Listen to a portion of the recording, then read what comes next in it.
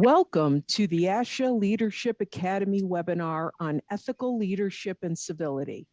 This webinar content is appropriate for entry leaders. I am Andrea Falzerano, Director of Association Governance Operations at the ASHA National Office.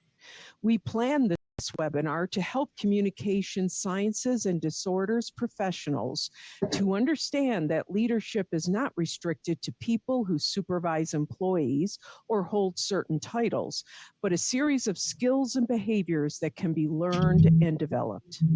Each of you should have a copy of the handout, which includes speaker information and slides. If you do not have the handout, please pause the webinar now and access a copy from our website. You will need a copy for interactive sections of this presentation. At this time, I would like to welcome our presenter, Kevin Norse. Dr. Kevin Norse is an executive coach, organization development consultant, and facilitator with more than 20 years of progressive experience in both for-profit and nonprofit organizations. He is a professional certified coach through the International Coach Federation and has extensive experience coaching leaders in the areas of emotional intelligence, career planning and transition, influence, risk-taking, and strategic thinking. Now let's begin. Over to you, Kevin. That's great, Andrea. Thank you. I'm so pleased to be invited to talk a little bit about civility and ethical leadership. Just acknowledging ASHA is such a leader in this space among the association field in terms of really championing civility and the implications, especially for leaders in the professions. Really, civil behavior sits squarely in the corner of ethical leadership. So we're going to talk about both of those today. So I want to both, welcome our live audience and then also our friends who are listening on the recording. Okay, so in terms of our ASHA disclosure statement, I am being paid as an independent contractor by ASHA for conducting the webinar, and I do not have any non-financial interests.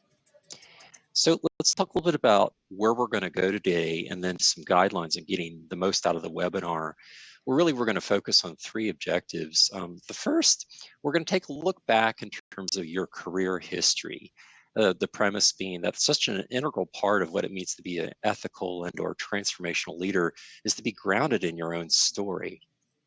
We'll then talk a little bit about this idea of your unique leadership purpose. Again, sits so nicely with what it means to be a ethical leader. And then lastly, we'll have a chance to explore ASHA's civility principles and really talk about what that means for you in terms of actual practice. So in terms of our agenda, we'll start off, we'll define some key concepts, and then we'll be going through each of the specific segments with an interactive component of it, and then I'll wrap up. At the end of the handout, there's also a really useful resource guide, so you can draw upon other resources after you listen to the webinar. So just some thoughts for those of you that are watching the recording. We strongly suggest that you print the guide, the accompanying participant guide, so that you can take notes and capture your ideas.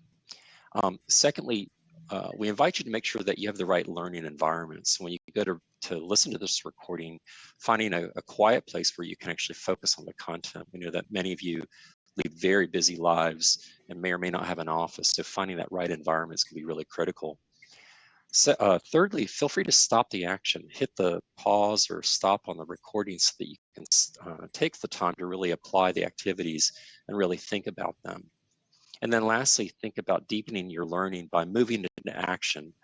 Perhaps identify one or two actionable things that come out of the webinar today, or even think about who you can teach these concepts to. We know, for example, that when you learn things from the perspective of teaching it, it has even greater impact. So that's our roadmap for the day. I do want to highlight in all of the online or the on-demand webinars, just some of the core competencies associated with this topic that really we're going to focus on today. I think really it gets down to so much of this is about for you to build awareness so that you can model behavior about what it means to be a civil professional. So we'll have a chance to explore these in a little bit more detail. Okay, well, let's start off with some key concepts. So in essence, define some terms so that we're all coming from the same perspective. Let's start with ethical leadership. So, in the schools of leadership, there's so many different theories and frameworks and whatnot, but really an important one, and I think this fits nicely with particularly those that have been through the LDP program that ASHA offers, but the idea of ethical leadership, it really is a form of what we call transformational leadership, where individuals really focus on their commitment to the common good.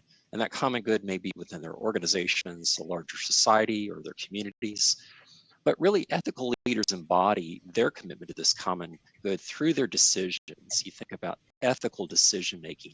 That's often where we see what constitutes really ethical leaders, as well as creating ethical cultures or environments, whether, again, it's in your team, it's in your department. But again, that's why modeling behavior becomes so critical.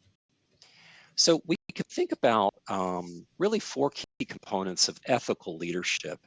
And this is based on the work of Bill Grace. He founded this organization called the Center for Ethical Leadership, and he nicely boiled it down to the 4V model. So really what constitutes really good ethical leadership is this idea, first, of values. And that's really all about being clear about your values, your sense of purpose, your mission, and acting from that place. So for example, embracing honesty and integrity, and really embodying that not only in your words, but in your actions. Secondly, it's having a sense of vision. Vision for your work, your impact, but also vision in terms of really guiding and shaping an ethical culture, being really clear about what that is. And again, we'll have a chance to explore that just in a little bit of detail today. Thirdly, we've got voice. So there we're thinking about how you communicate and evoke action in others in terms of ethical behavior. So it's like you live it, but then how do you inspire people to also kind of embody it in their worlds and their behavior, such as your team or other colleagues? And then lastly is virtue. Really, it's about thinking about really holding your values at heart and really using those to guide your behavior. You're really looking out for other people, really looking out for kind of these important messages or these important values and how we live them. So in summary, so we've got many different ways to look at ethical leadership, but I think this 4V model really gets at what it means to be an ethical leader. So the other thing I wanted to define is this idea of civility. And again, it's kind of like we know it when we see it, but how do we define it? And again, a good working model really is 3 parts. First of all, it really is about this idea of awareness of your words and actions on others. Many of you may be familiar with the emotional intelligence concept, and I think that's so much of what this awareness is about, is you have that level of self-awareness. Secondly, we then think about recognizing your responsibility that, in essence, ease the burden of others, that you play an instrumental role in that. Whether, again, it's on your team, in your community, your larger organization, your family. But it's really a kind of an integral part of what it means is that I care enough about other people such that this third point, embracing civil behaviors as an ongoing character trait, that's really the action part of it. We think about moving into action. So this is really, if you think about it, so much of what drives behavior, civil behavior, is courage. It really does take courage to embody that and to move into action with it. Okay, so those are some working definitions. Let's do a little bit of brainstorm again with our quote studio audience. I'd like you to invite you to think about an ethical leader or ethical leader role model for yourself. And that could be someone who's alive and in your world now or who you've worked with. It could be an individual you've read about or kind of a historical figure. But what is exactly, how did they demonstrate ethical behavior? And what is it about them that leads them to be a role model for you? So I'll invite our folks in the classroom to go ahead and type in the chat box any thoughts that you have about your ethical role models. I should just say one of the characters, the individuals that I studied in my doctoral program on leadership, I studied the life and work of Eleanor Roosevelt and looked at her life and work through about 7 different leadership theories. And what I appreciated about her is, though she wasn't in a formal leadership role, she stepped into her own power, thus leading to the Declaration of Human Rights, which is giving people dignity and respect around the world. She really embodied that. She embodied the whole idea of equality and diversity and embraced that. We've got a few folks that have shared. Kim points out about altruistic behavior toward coworkers and mentees. So really thinking about how that individual demonstrated that. And also a great listener. It's really, let me get off my island and go explore what life means for you or what your challenges are. And Melissa points out the idea of treating people fairly, really integral part, kind of goes hand in hand with respect. We had another individual here showed that had hard conversations, and even when they're uncomfortable, to ensure the best interest of the organization and its members. So, ethical leaders can certainly be supportive, but the ability to have tough conversations with honesty and transparency and candor, to me, is a huge part of it. Good listener, compassionate, respectful of all thoughts and opinions. And again, that's very much an eye towards civil behavior when we start thinking about what constitutes that. Practice what they expect. The idea is that it's all about their behavior and how they model it. Boy, it's hard to influence others if in fact you aren't living it yourself. We have another participant talked about a swimming coach several years ago, treated everyone equal, had a great sense of humor, and expected the best from everyone. And I'm sure expected the very best from himself. So really modeled that. And then building trusting relationships.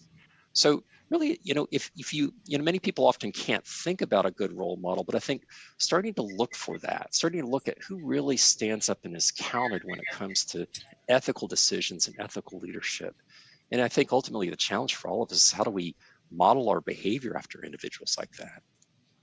Okay, well, thank you all for sharing. Hopefully that gives our folks on the recording some ideas to think about as it relates to role models. Okay, well, let's get into the actual segments. As I mentioned in the intro, we wanted to do a look at really a career history lifeline. Again, we know that ethical leaders have a deep awareness of both their strengths and weaknesses, their core values. They understand in essence, their leadership story. And I've used a career history lifeline for probably 20 years in my coaching practice as a way to really help ground people in their authentic story. It's also to mine their past for insights about passion and purpose, as well as their sense of power. So from that, we can identify what we call an authentic leadership platform. So there's many things that we can look at, but the things that often stand out would be peak experiences that you think really embodied your sense of purpose or mission, or even setbacks and challenges that triggered learning and growth. Who modeled, behavior for you? So who were the role models in your journey? Then we've got, core values and beliefs and actions. So, I did one of these years ago. I continue to revisit it as my own story unfolds. So with that, let's talk a little bit about an example. This is drawn from my own life as I thought about this idea of, what is my story and how do I, have impact? And again, as you can point out, even some of the negative things that have happened, the pandemic was a hugely negative experience for a lot of folks. But in that, there may be some nuggets and some insight and some perspectives, as well as the peaks, the peak experiences. So with that, what I'd like to do is, of course, we've had folks in the classroom actually complete this in advance. So they did some pre-work, so we'll have a chance to explore it. If you're listening to the recording, we would invite you to hit the pause button and go ahead and start your career history lifeline. And when you're ready to return to the classroom, just turn on the recording and you can hear kind of the stories and experiences from others as we continue. Okay, so with our members of the basically the studio audience, we'd love to get your thoughts about that. So starting with question 1, I would invite you to think about, were there any key or common themes around your peak experiences as you reflect on your journey? So go ahead and type in the chat box. Yeah, Melissa points out this idea of taking risks. Melissa, I identify with that. I think about some of the biggest insights came from when I got out of my comfort zone and really embraced it, whether it was starting a business or starting a PhD, or years ago, I learned to fly trapezes in the circus, and that taught me so much, as well as being in a community. We have another observation about collaboration, so a consistent theme throughout the journey. One individual spoke about speaking up about what is right and wrong. So that idea of having the awareness and also the courage to do that, really, really critical part of it. Reinventing my professional self after setbacks. So that certainly takes courage and commitment to move past the setback, to reinvent oneself. And oftentimes that's the impetus for major growth and transformation in individuals, is that whole idea. Facing my fears about challenge, okay, and change. Well, let me ask you this second question. What were some of the core values present as you think about your journey, and some of the values that you really embodied or acted upon that were present? So go ahead and type in the chat box. One thing for me, it was all about, in my journey, was all about learning experiences and transformation, and putting myself in situations, because learning and transformation is such an important part of what it means for me as a coach and facilitator, and even as a teacher and mentor. We've got Kim, who shared about lifelong learning, creativity, passion, parity, some really important parts of that. We're making a positive difference and building effective teams. Some people have that, that's importance, but also the skills that go with that. Building, so much happens in teams these days, so to really be a champion of that. We've got integrity, maturity, humility, and important values as it relates to, certainly as it relates to ethical leadership, and making positive impacts through relationships, learning limits and being okay with things that maybe don't go as planned, finding an alternative. Well, let me ask you the last question. Situations where maybe you showed up powerfully as a leader. Any thoughts about that? Again, where did you find your leadership voice? What were the situations?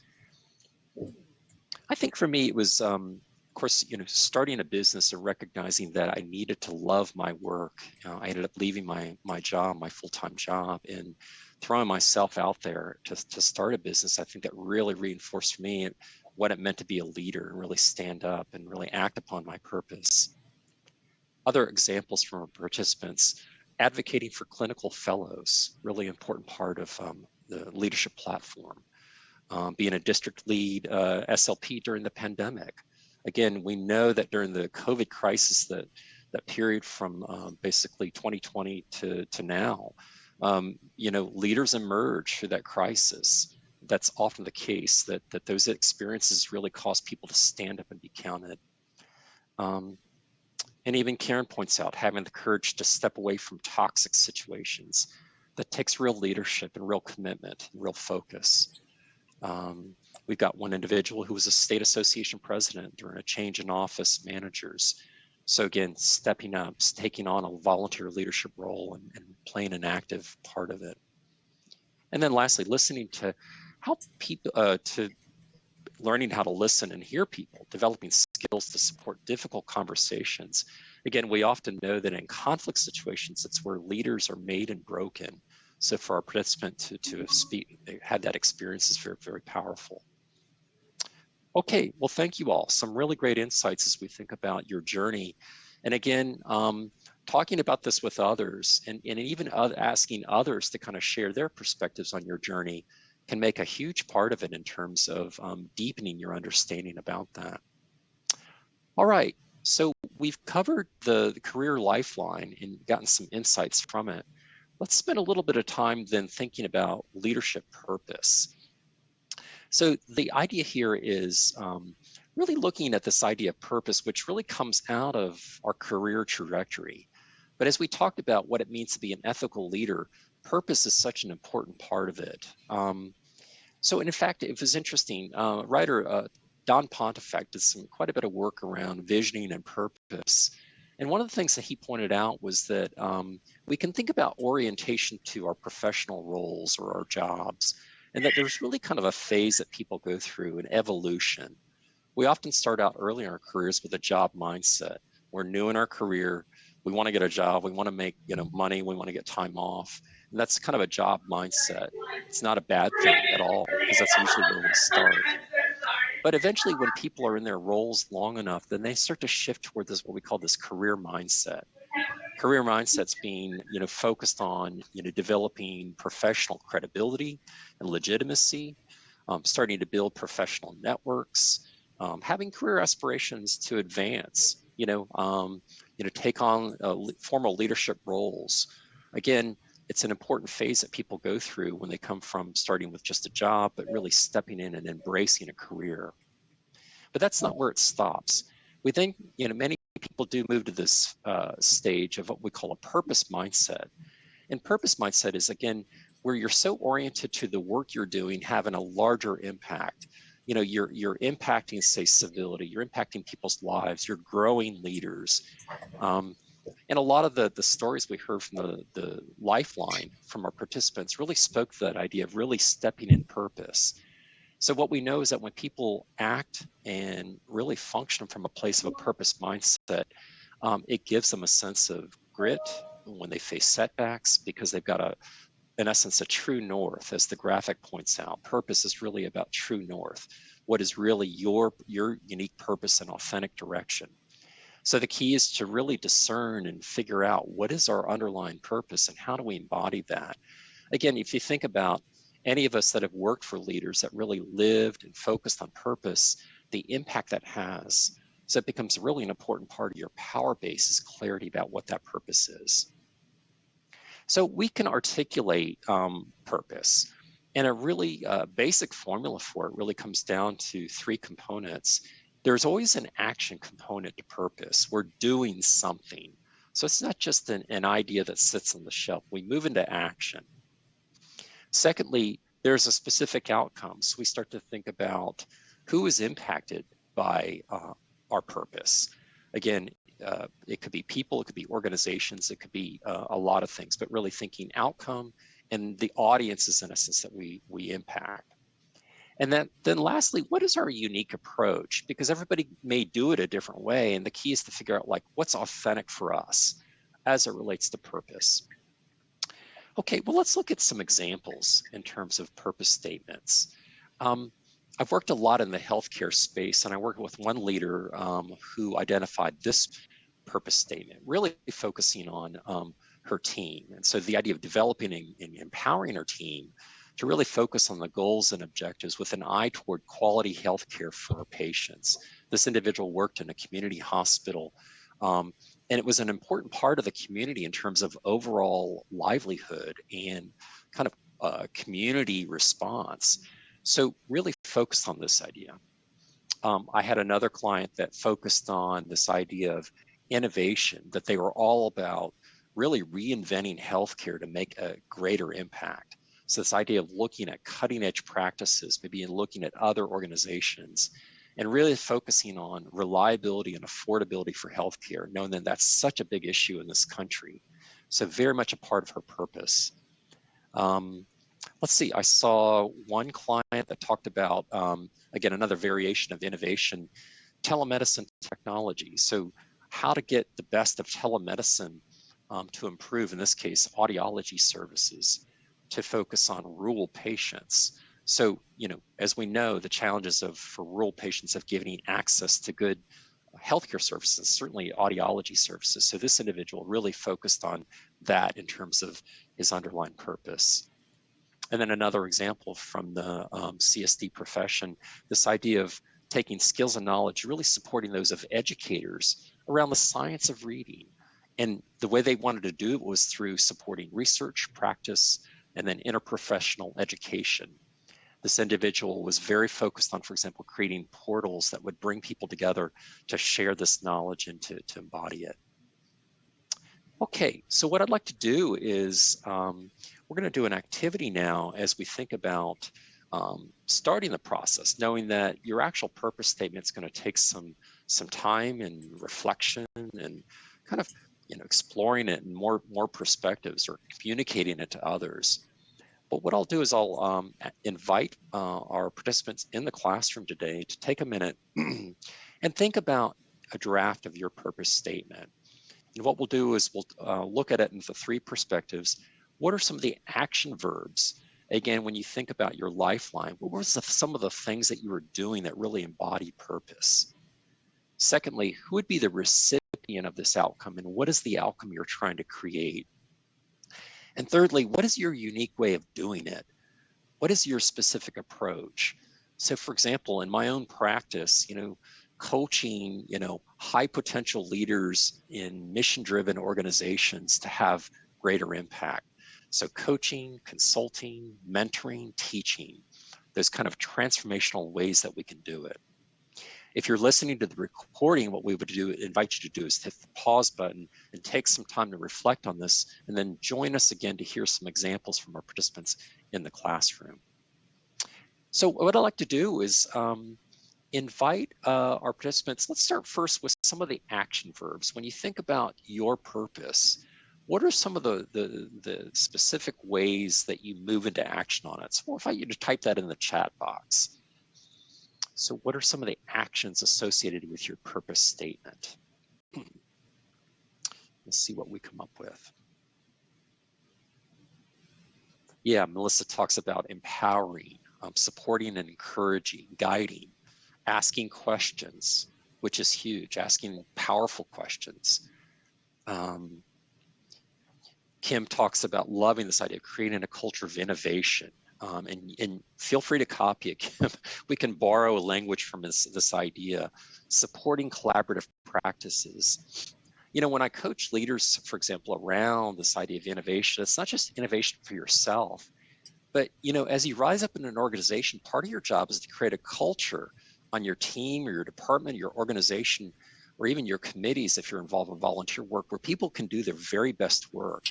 So you make a big determinant about the level of innovation and kind of risk-taking that goes into that process. Modeling target behavior in areas of expertise. Again, really powerful statement. Let me ask you this. Who are some of the outcomes of this action you want to take? Again, when you think about, we can't serve everybody, but who resonates it? Who's the demographic, the kind of people that we want to have most impact with, or organizations? So again, I'll invite our participants in the classroom to share some of the ideas they have around that. Student clinicians, Karen really wants to focus on that, or is focused on that. SLPs and their clients, so it's kind of a multifaceted approach in terms of purpose. My colleagues and students. Stephanie points out school-based therapists, so kind of a much more narrow focus. Teachers, paraprofessionals, early career SLPs, right? And volunteers. Yeah. I know for me, I've started to shift my own purpose, as I'm kind of like in the, I guess the next stage of my career, really thinking about one thing I've found is that new leaders to organizations really struggle in their attempts to have impact. You think about any of you that have been hired new to an organization. I'm starting to really focus on new leaders or really promoted leaders who are absolutely overwhelmed in terms of trying to have impact as a leader and to move into action with that. Yeah. Or Pooja points out colleagues with whom I'm collaborating or consulting with. Melissa points out site visit trainees, right? So lots of different possibilities in terms of both the outcome and the recipients. Let's talk about and get some examples about your approach. What specifically do you do to fulfill your purpose, to create this value for these individuals? Again, we'll ask our folks in the classroom to share their ideas. I find that for me, in this point in my career as an adjunct professor, I'm finding that I love mentoring new students and using kind of a coaching approach in that perspective. So it's not just teaching them skills, but also helping them to rewire how they think about themselves. So it's like this transformational approach to mentorship to me is really resonating. So I'm not just changing behavior, but I'm changing and shifting how people think about themselves, their identities. So some of the examples from our participants in the classroom, soliciting input from the boots on the ground folks. So it's getting kind of grassroots people, many of whom have unique perspectives that often are not listened to. Karen points out inviting participation, showing how participation can be fun, right? So giving people a voice, drawing them in. Let's see, Melissa points out providing an integrated online platform to reduce paperwork time. So we start to think about, for example, how you can leverage technology. Many of you are in organizations where maybe haven't embraced it. So one way to, especially around innovation, is how can we creatively use technology for that purpose? Let's see, Valerie points out work groups for staff to generate solutions and create processes wherever possible. So you think about how can we bring teams together? I always think about interdisciplinary care teams, especially certainly in schools and healthcare. But you get multiple views in the room, and use those teams to generate and create specific solutions. And again, some people just have a natural knack for team engagement and really involving people in terms of teams. Melissa, I love that, the idea of developing a culture of inclusivity within meetings, right? So think about the far-reaching implications. We know a lot about, for example, engagement. What creates engagement for individuals in organizations? And this idea of feeling included. There's a concept called organizational citizenship behavior. In other words, what is it that helps people move, beyond just their basic job requirements, but doing above and beyond, really stepping into their roles and creating even more value? And a big part of it is, as Melissa suggests, when people work in cultures of inclusivity and respect, it really unleashes energy. So this whole idea about moving into action, how do you create an inclusive environment so that people can really do their very best work? And then lastly, I think, Karen, that's a nice way to tie this together, modeling the behaviors we like to recruit from others.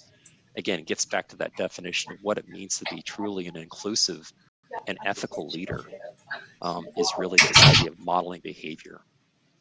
Well, I'm curious. I'd love to hear from folks in the classroom. What would you do? What do you think you'll do next to kind of revise and move your leadership purpose to the next level? What are some strategies you think you might use to, deepen this purpose statement, take it to the next level? Again, we'll have you type in the chat box to see what thoughts folks have about. Yeah, Kim points out, review our strategic plan. I really like that, because ultimately you think about how can I bring and embody more of my purpose in my organization. And again, it speaks to that idea of how does my purpose, what I'm here to do, align with kind of the larger strategic plan, say, of our organization. So that may be a part of it. It may also inform your leadership purpose statement. That's great, Kim. Thank you. Are there other ideas about in what ways could you move into action with your leadership purpose statement, at least the draft that we've created today? Another idea is, Karen points out, but asking for feedback from the statement from colleagues or from a supervisor. The way I've seen that done, Karen, is basically, here's my purpose statement. Does this sound like me? Does this sound authentic for me? Are these the words that I would use associated with that?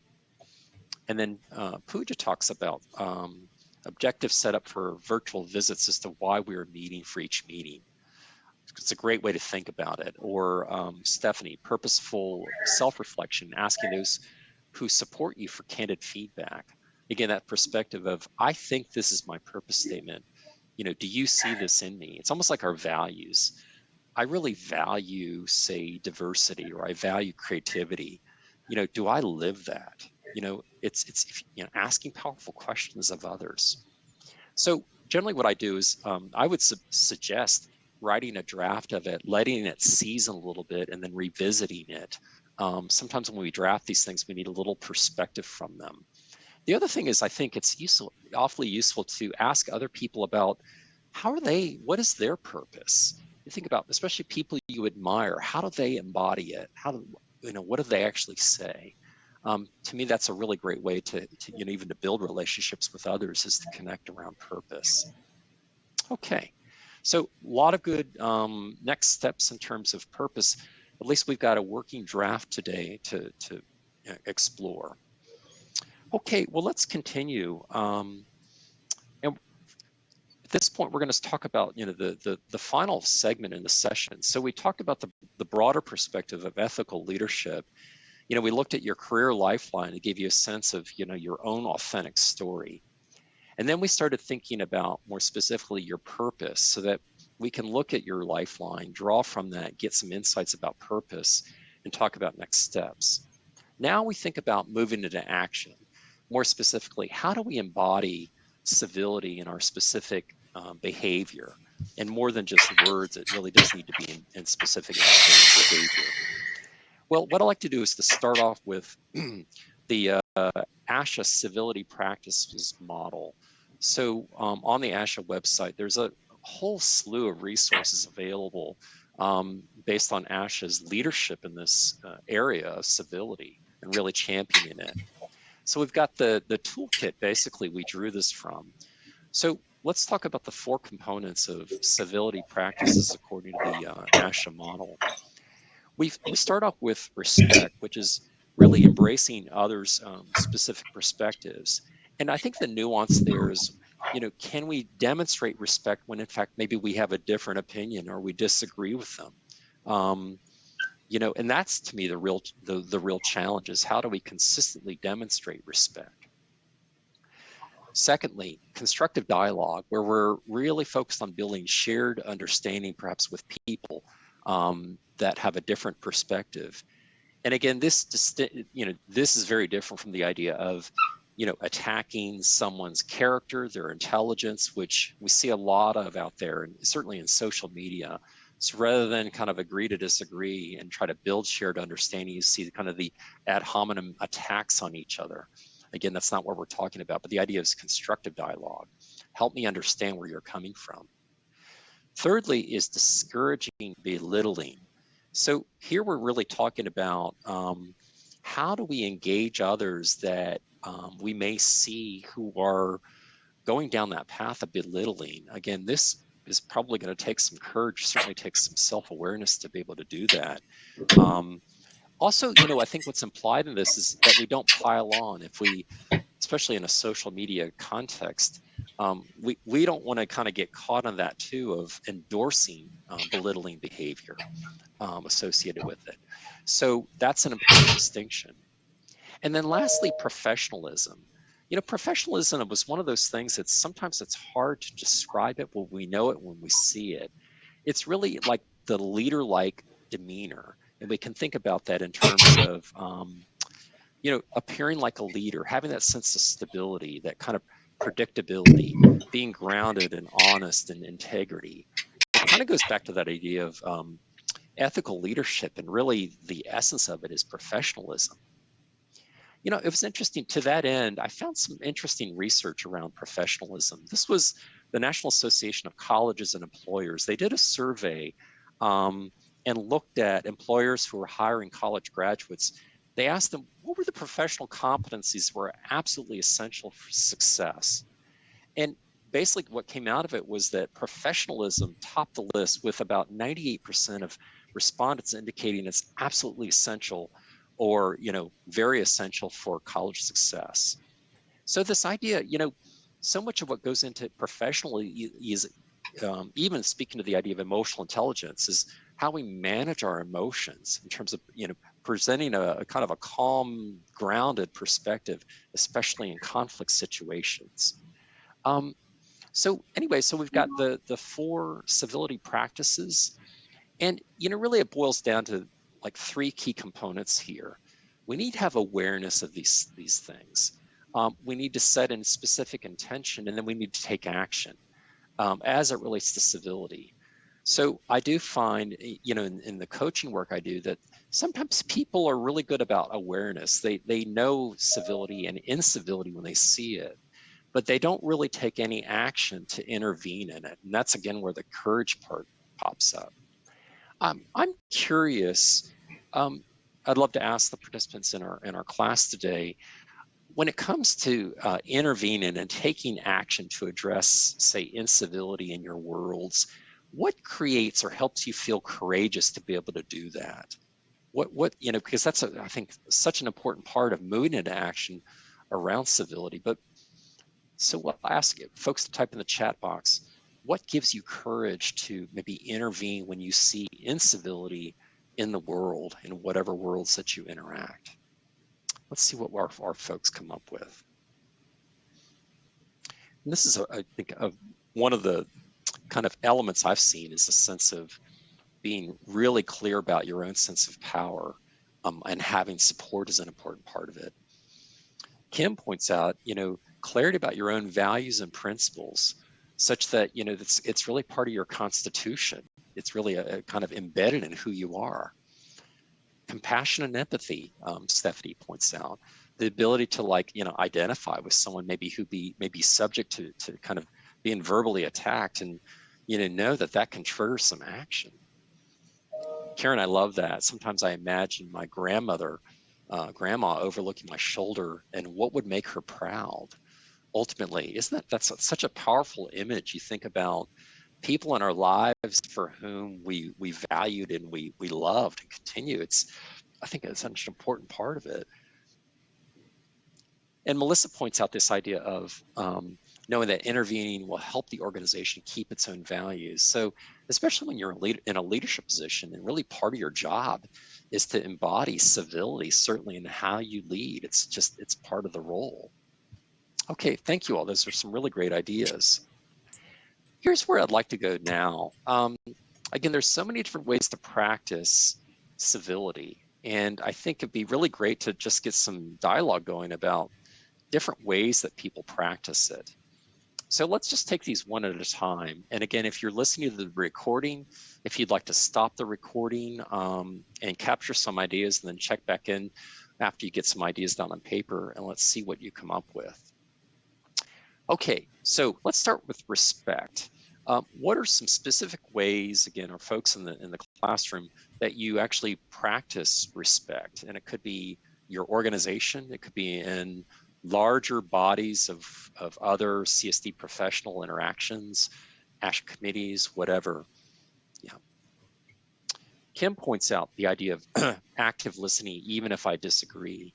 Kim, that's just such as a critical skill. It's not just talking, it's listening, it's paraphrasing, engaging.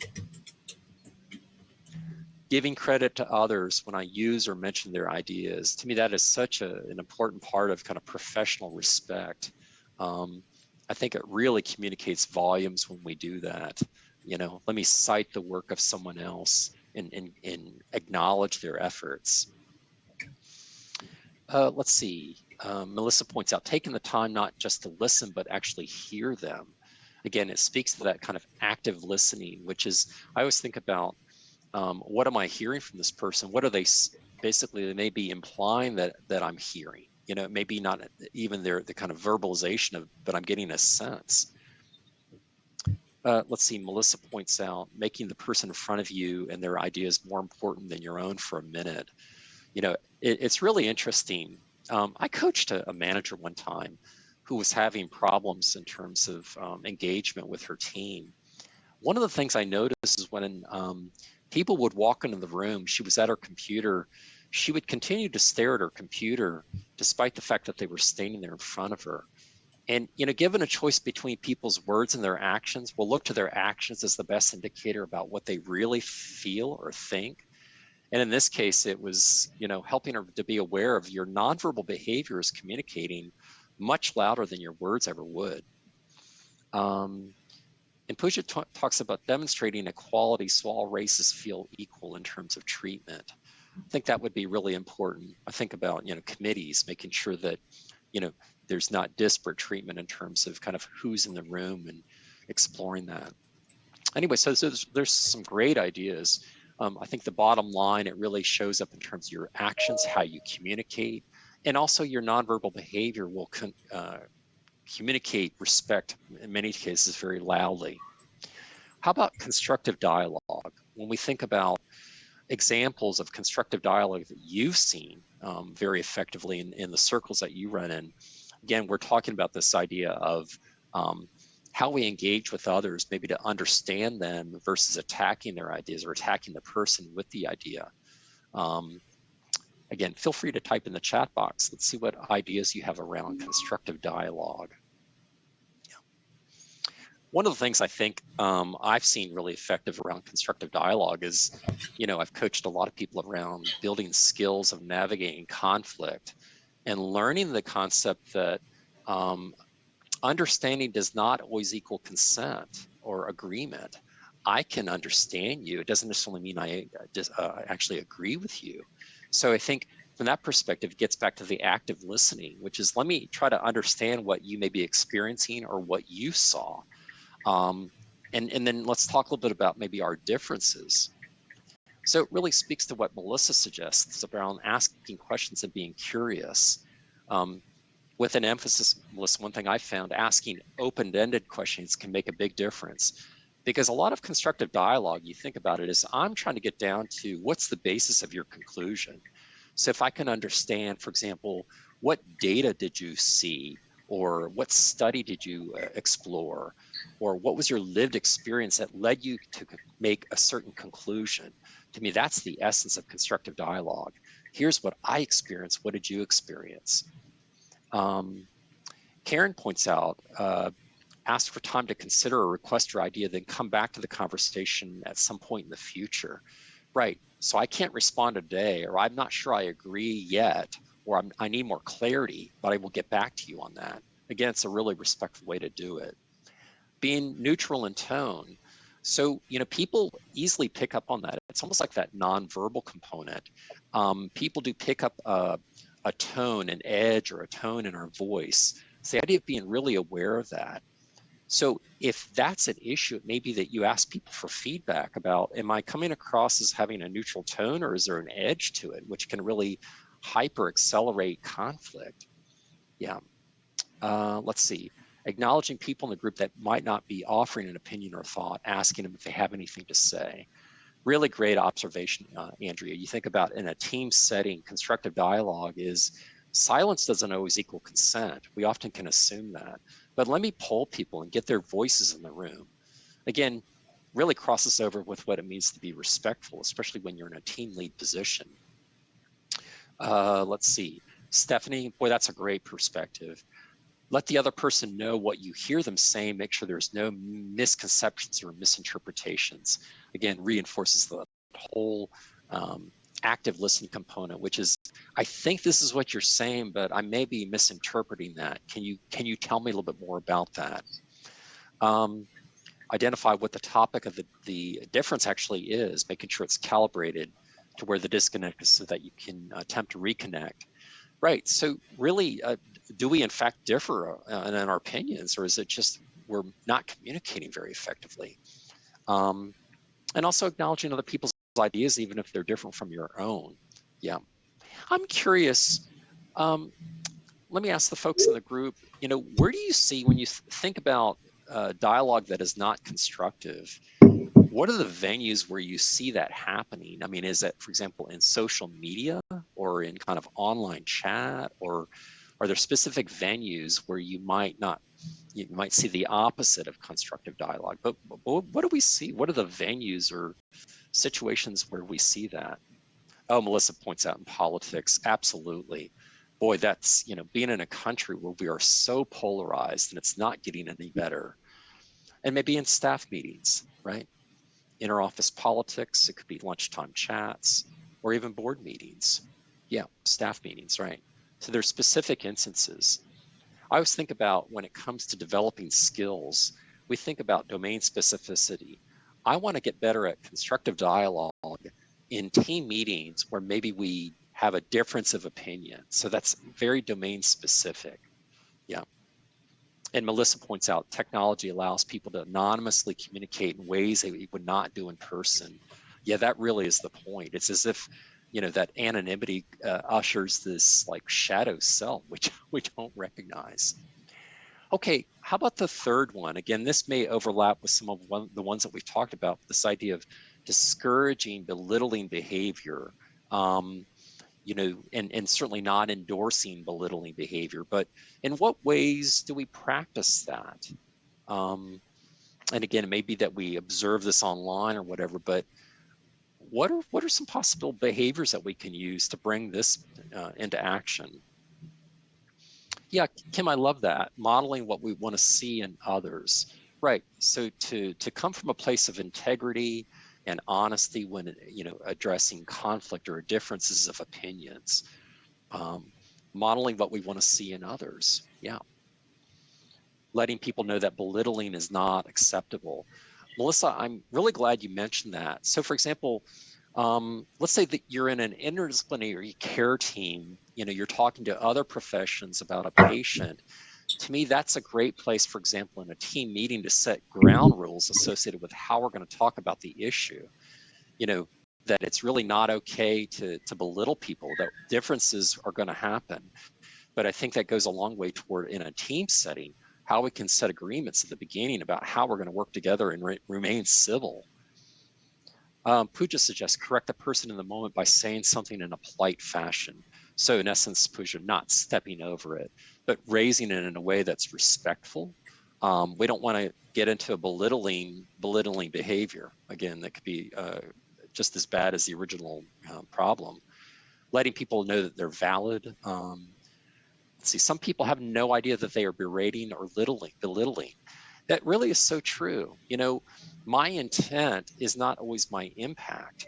And so for people to learn that, though you don't think it is, it's really coming across, because as we talked about, it could be a tone of voice, it could be a nonverbal behavior. All of those things influence the perception of, is it belittling or not. Let's see, Karen, try not hard not to take the bait where you get hooked into that. Again, it draws upon our emotional intelligence skills, which is self-management.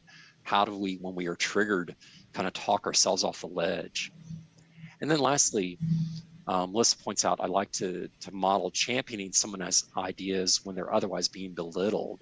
So that's a really powerful way to do it, which is maybe to point out the benefits of the value that their ideas create versus simply tearing it down or tearing down the person.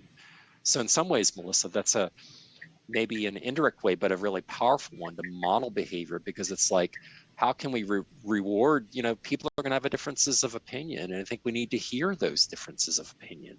That's kind of the scientific method. That's how ideas get, developed over time. Great. So really nice sharing there. How about the last one, when it comes to professionalism? What are some of the ways, again, when you think about who's modeled professionalism for you, maybe some of the leaders that you've seen, what is it we see them doing that really embodies what it means to be, exhibit professionalism? Again, we'll invite folks in the chat room to share their ideas. While I'm waiting, a couple things that stand out for me. Really at the heart of professionalism is the self-awareness, is really, for example, knowing what my triggers are and how do I manage my triggers, whether it's in conflict or situations that may cause me to get upset. Big part of that is like maintaining kind of an even keel and using strategies around that. And I've coached a lot of clients to develop kind of those practices. Maybe before I respond with really harsh words, I'm going to take 3 deep breaths prior to doing that. And Kim points that out, understanding how my behaviors may be impacting others, keeping my emotions in check. Kim, I've even seen, again, worked with leaders, for example, if they know they're going to go into a meeting where they're going to get triggered, they start to kind of like do some centering exercises before they walk in the room. So that way they know and they can visualize themselves, if they are triggered, how they're going to handle it. And Melissa points out, listening, modeling, being kind. Again, whether I agree with you or not, to me, that's really an important part of it. let's see. A lot of this does even comes down to resilience, is how do you sustain your level of resilience despite maybe a setback, or you got bad news, or your boss maybe challenged you or something like that. It's really about, to some extent, maintaining resilience. Understanding, and Melissa points out, our own personal biases as we enter a situation. Again, what is my perspective? Like, what are the assumptions that I'm making that they may be wrong? And then Karen reinforces this idea of creating space for my personal self separate from work and professional self. Again, I think that really even fits, Karen, to the whole resilience concept about how we show up at work in terms of self-care, and what we do outside of work can make a huge difference around that. I think another part of professionalism I've seen is, again, the quality and the depth of our relationships can make a difference. It's like your support network. If you want to be, demonstrate more professionalism, hang around people that model the behavior. Our lives, I kind of, it's not a scientific statement, but I think it's anecdotally true. It's like, our demeanor becomes the average of the 5 closest people around us. If we're around people that, for example, have sharp reactions and kind of unglued in the middle of stressful situations, we often become that. So, choose peers and mentors carefully, because, who's modeling the very behavior that we want to create. Okay. Well, some really nice sharing there. Thank you all. Some really great insights in terms of the 4 civility practices. We're just about out of time, so I do want to kind of summarize where we've been today. We started off today talking about the career lifeline as a way to get clarity about purpose, vision, and values. And really, it's this idea of figuring out, like, authentically, where have you been and what has shaped you? Because that's really your authentic self. We know that ethical leaders, transformational leaders, are the ones that are really authentic. It makes them approachable and more trustworthy. Secondly, we talked about purpose and what it means to be, to have leadership purpose, and how do you articulate it between the actions we take, the people that are impacted by it, and then also the ways, the strategies that we enact our purpose. Again, links nicely back into what it means to be an ethical leader.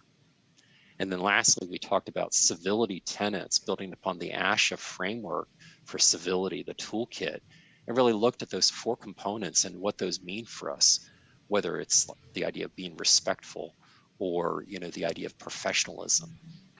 So really, at this point, the key would be to find 1 or 2 key ideas and move into action with them to kind of really take this to the next level. So at this point, I want to go ahead and conclude it and point out that there is a resource guide at the end of the handout with additional resources that might be really helpful, especially around purpose and civility.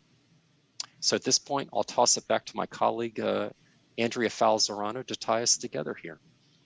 Thank you, Kevin, and thank you everyone for joining us. This webinar is part of a series in ASHA's Leadership Academy. For more information, including information on continuing education credits, visit www.asha.org and search Leadership Academy. We also encourage you to join the ASHA community focused on leadership topics. Go to asha.org and search Leadership Academy. You will find a link to the online community on this page. This concludes the ASHA Leadership Academy webinar, Ethical Leadership and Civility. Goodbye from the ASHA National Office.